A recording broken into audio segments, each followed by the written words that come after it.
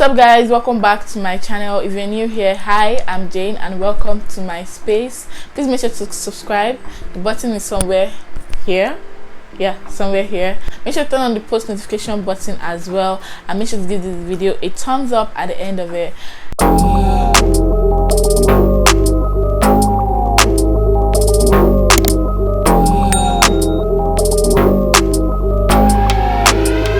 So today I'm going to share with you guys my university experience in Nigeria. You guys, yes, I did go to uni before coming here, and I'm going to also do a video on why I chose the Philippines to study.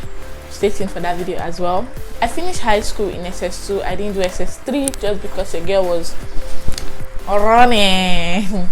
So yeah, I finished at a very young age. I actually did go to university in Nigeria. So when I finally got admission, you guys, the admission stress first of all was so much for me. I finally got into school. I was studying. When I went to school first, because I was still very young, I wasn't even 15 yet. I was just a little bit over 15 years or so. I was turning 15. I don't remember for real, but yeah, I think I was turning 15 and I was still very young to leave home.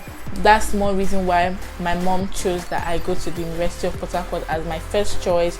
UNM was my second choice, I think, and then what was my last choice? I think was one school like that in Umuahia, so which is my hometown. So yeah, so I went and I actually got the admission to University of Port-Harcourt. I went in because I was really young. I was really young when I left home, so my mom was like, oh, I don't want you to stay off campus at a very young age. You're going to be in the hostel. But I couldn't get hostel space, bunk space at that time, so she said I was going to stay with a family friend of mine that was already in school, and just for a while. So I was staying with this lady. Back home, she was this holier than thou kind of person, but in school she's a whole different person. And she didn't used to wear trousers at home, all these kind of things, but in school she would wear trousers, she would wear earrings, she would do makeup, and I was like, okay. So I went home, and I think my first weekend in school, after I spent 1 week in the hostel, and then the next weekend, when it was weekend, I went home and I was just seeing my people back home how she used to wear trousers. We tried to do in my house. Oh god, please, I just hope she doesn't come across the video, and please girl, if you are watching me, I'm sorry that I snitched. But yeah, I was just seeing my family back home that, oh, see, this girl is not like this, so this is Mathis was like, it's normal, everybody is a whole different person when they are in school and stuff like that. I wasn't comfortable at all in the space. It was a very small space.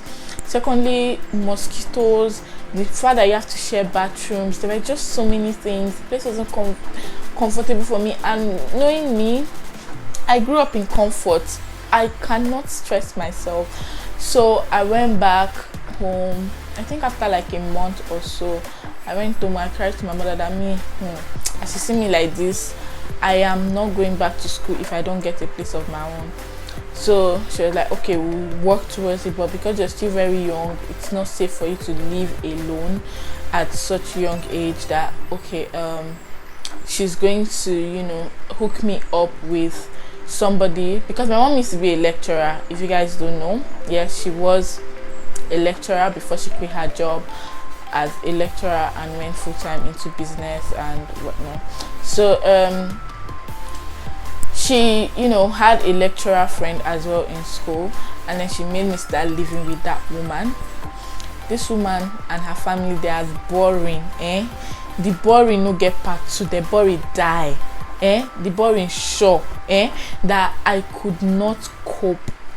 It's more like in the morning you go to school, in the night you come back, you start reading. Hey god, my mom is such a bookworm. She used to make me read at night, but it wasn't as extreme as this woman.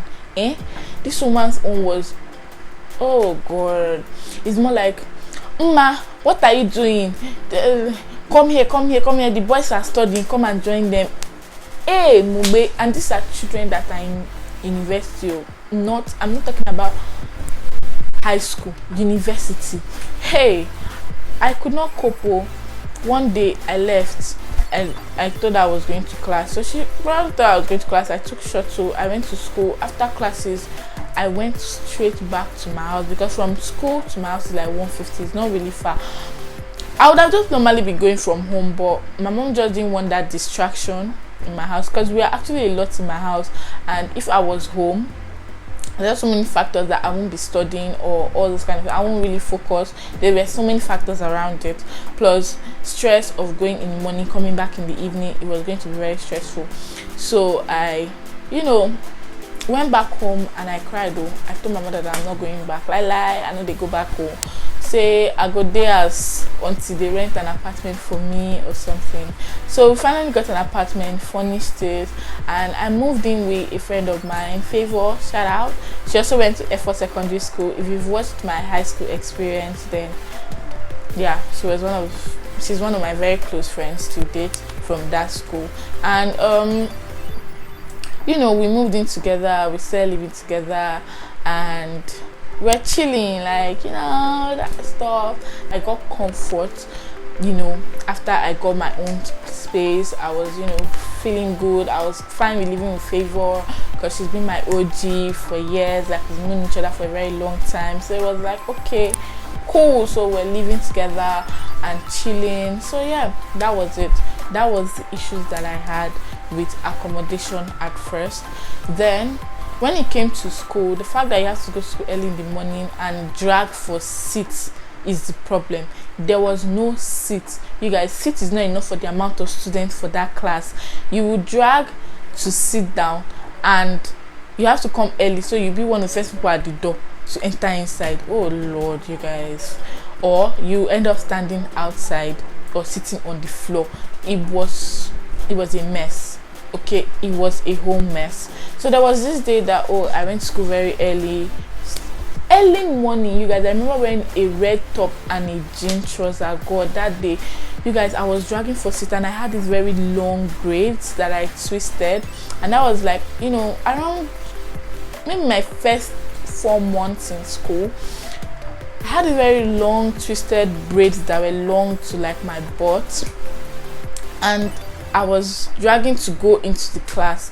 Somebody now dragged my hair. You guys, this person legit dragged my hair. I didn't even see the person. I didn't know who he was, but that person dragged my hair to the extent that the strands, I don't know how strands and ear connect, but that was how, like this part, like that, my ear blocked. Bam! My ear blocked. My family members, hey God, they were like, what's this one? That day, I finally got into class, but I could not hear. Like, this ear was completely blocked. This one was working. So I went back home that day, because I couldn't bear it. Like, you're talking as if there's air or something inside your ear. I couldn't. I went back home, met my mom. My mom took me to hospital. They checked me. They gave me medication. They did all the things that they did. For like 2 weeks, I kept on working on that ear, and it finally healed. And that was it. My mom was like, this kind of school where you go like this. In the first place, there was no plans of me going to a Nigerian university. My mom just said, write JAMB, write post-CME. If it works out, it works out. It was more like I was just testing the waters from SS2. I didn't even plan to go to high school go to university from SS2. My mom was like, okay, why not? Let's just get, she was just like, let's buy all the form at the same time. If it works, it works. So luckily for me, I passed everything, and my mom was like, why hold you down? Like, just go. So that was how I went. If not, because she was like, oh, okay, well, what if you now write JAMB next year when you're now in SS3, and then you now pass again, another problem. So due to how you guys know how it is, it's difficult to get into uni in Nigeria. So that was how I went, and I started studying and all of this things. So that year thing put me off already. There was no plans of me studying in Nigeria, and my mom started seeing signs of why I needed to leave Nigeria and all of those kind of things. So I started trying. I tried Canada. You guys, I tried Ghana. I think I tried Norway at some point. It wasn't working. Okay, so when Philippines came up, I just had no choice but take it because it was just last minute. I just had no choice but take Philippines. I would say friends, you guys. I met a lot of nice people while I was in uni. I met a lot of nice friends that we are still friends right now from the University of Port-Harcourt. Like, I love these people so much. They are like family to me at this point. I met a lot of really nice people, and also they were cute boys. I'm not going to lie. I met a lot of cute people, cute friends, you know. Yeah, but the thing is, the boys in UNIPORT, especially computer science boys that I liked, they didn't like me back. I was more like, you know, I was the one trying to move to them, while people that were not even in my school, that were older, probably working and stuff, there were people that were, you know, hustling me. I'm like, you know, what's going on? The boys I like don't want to come. It's the ones that I don't like that be coming. Like, which kind of place that one? So, but yeah, that was it about boys and, you know, friends. Another thing was party, my first uni party, you guys. That girl I was telling you that I was living with in the hostel, she was the one that took me to my very first party, you guys. So I went to my first uni party and I got drunk. You guys. I didn't even know that was my first time to ever get drunk. Not really my first time. Okay, I wasn't as drunk as I was sometime in 2017 during one of my birthday period or so. I can't remember, but I got tipsy and I didn't even know what I was doing, blah blah blah. The next morning she was not gisting me. She even told me how one guy collected my number and everything. The guy was kind enough to was even the one that carried me like to, you know, the hostel and all those things. So it was actually very, very funny that I don't even really remember that night so much, but that was the first time I was ever tipsy, and I think I had fun. I feel like that was when I really started exploring the uni very well. I started going for social events, parties, because I used to hear things like, oh, if you go to party in uni, sometimes you'll not come back, some girls will just miss all kinds of stuff. I was so scared, but that kind of paved way for me to actually start going for parties, and I partied a lot. I partied hard, you guys.